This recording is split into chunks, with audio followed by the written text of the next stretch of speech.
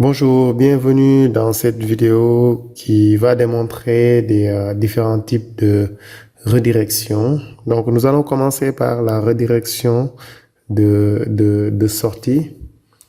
Donc là, la commande sec, c'est une commande qui va afficher les nombres qui vont de 1 à l'entier qu'on lui a donné en argument sur la ligne de commande.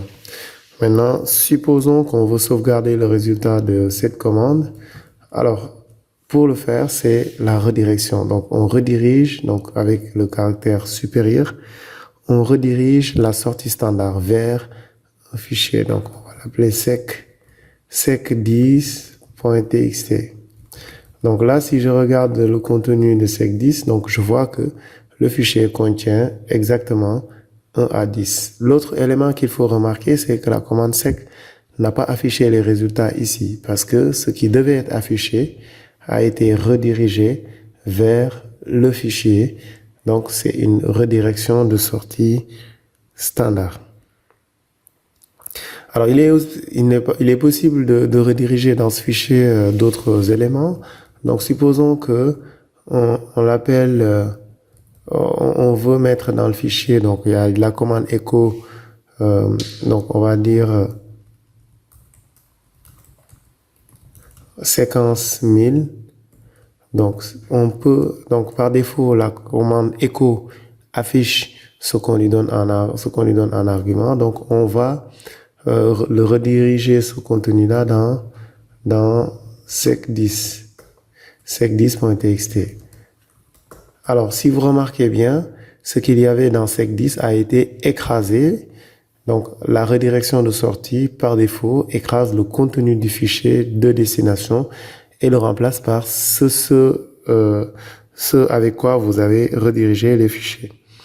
Alors, pour éviter que ce soit écrasé, il est possible, par exemple, supposons qu'on veut mettre les nombres de 1 à 1000 à l'intérieur du fichier. Donc, il faut mettre 2 fois le symbole supérieur pour qu'il puisse l'ajouter.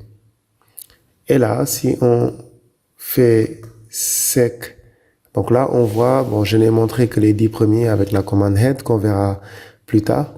Donc là, le contenu du fichier n'a pas été modifié. Il a juste rajouté le nouveau contenu qui vient de la sortie de la commande sec. Alors, le deuxième type de redirection ou la troisième type de redirection qui peut être très intéressante, c'est la sortie des erreurs. Donc, si je lui dis par exemple mkdir Dakar ou ls Dakar, donc là, on voit qu'il y a une erreur qui est affichée. Donc, cette erreur n'est pas affichée normalement n'est pas sur la sortie standard, mais sur la sortie des erreurs. Alors, pour le prouver, c'est que si on redirige la sortie standard vers un fichier qu'on appelle error.txt, là, l'erreur continue à s'afficher. Alors que si maintenant on lui indique avec 2 pour lui dire que c'est la sortie des erreurs que nous voulons afficher, que nous voulons rediriger plutôt vers le fichier error.txt, là, la commande n'affiche rien, mais le résultat a été mis dans le fichier error.txt. Donc, le message qui devait s'afficher dans la sortie des erreurs a été redirigé vers un fichier.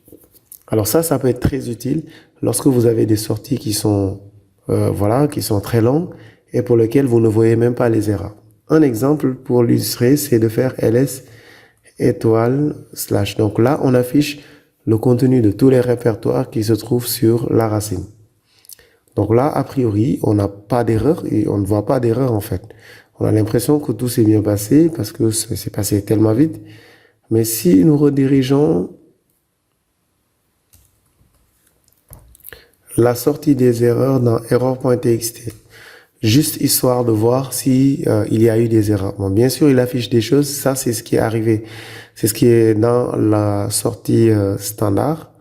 Donc, c'est pour ça qu'on le voit qu'on le voit toujours. Alors, par contre, quand on regarde ce qu'il y a dans l'intérieur, on voit que les deux répertoires /root et /lost found, on n'y a pas accédé parce qu'on a eu un problème de permission. Donc voilà, en fait, la redirection des erreurs peut permettre sur des sorties qui sont très longues de pouvoir isoler les erreurs pour les mettre à côté. Maintenant, le troisième type de redirection que nous pouvons avoir, c'est le pipe. Le pipe, c'est la barre verticale qui permet de brancher la sortie standard d'une commande vers l'entrée standard d'une autre commande. Alors, pour l'illustrer, donc ls user bin, donc ça affiche toutes les commandes qui sont dans le répertoire /usr/bin. Supposons qu'on cherche à trier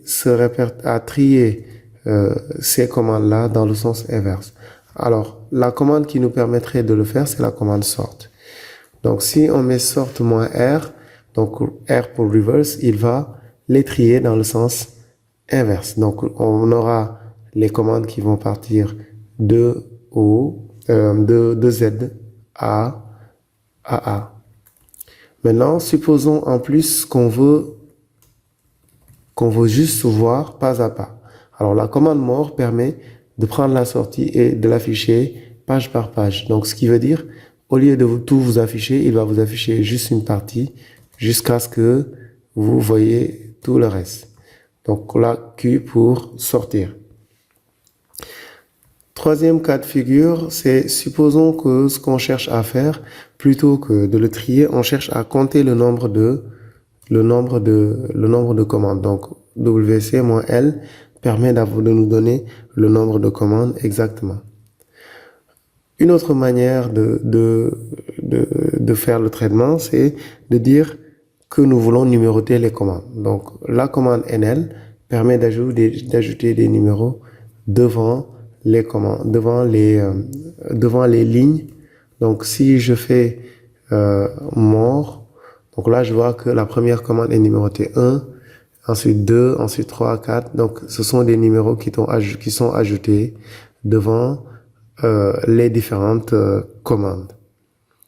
Donc, en gros, voilà ce que je voulais vous montrer sur les types de redirection et surtout avec les filtres sur ce chapitre-là, nous allons beaucoup utiliser les pipes pour enchaîner les commandes et faire des traitements à la chaîne en faisant passer la sortie d'une commande à l'entrée d'une autre commande jusqu'à obtenir le résultat voulu.